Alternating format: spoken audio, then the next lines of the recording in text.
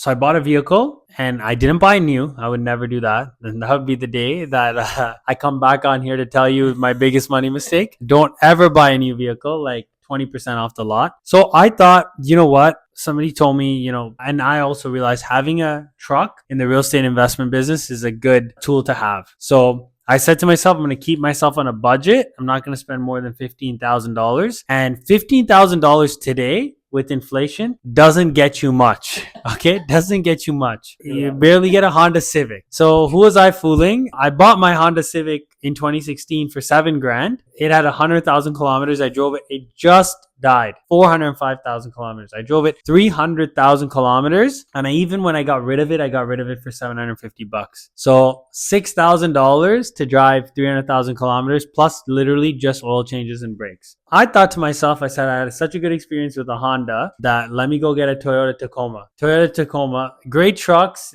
They run forever. I'm sure you've seen the odometer, 400,000, whatever. So I'm like, let me get something that's in the twos. So I got a truck that was like about 259,000 kilometers, great condition, 2009. I know I should have thought about that as well. I realized after, I'm like, oh, this is about a 14 or 15-year-old car. But again, I had an 06 Civic. It was still running at the time when I bought this purchase. So I figured if it's maintained well and it's a Toyota, the engine, the transmission, the big parts will be fine. And they were.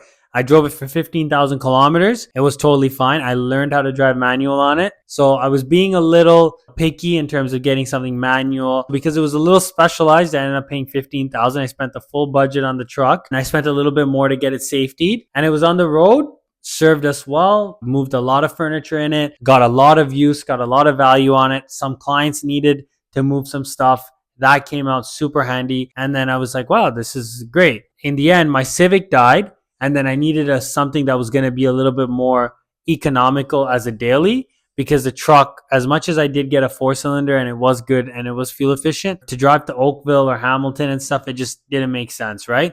The newer trucks are a lot more fuel efficient. And so I listed the truck. I didn't get any bites at 15 grand. This is like about 7 months later. And I knew I paid a little bit of a premium at the time because the truck was in great condition, new paint job, all that stuff. But at the end of the day, the bones of it were older. So the ABS light came on. And then I was like, the ABS light came on. The traction light came on. Then the parking brake light came on. And that's when I knew this was going to cost me a lot more than $15,000. But more than my money, it was my time. It was the time that it took away from me being in my business and the time that it took away from me enjoying the important things in my life. That when I realized, okay, wow, I'm getting mature now. Like I'm starting to realize spending and saving some money on the vehicle I'm driving, while it was still a good decision to buy used, maybe not buying that old.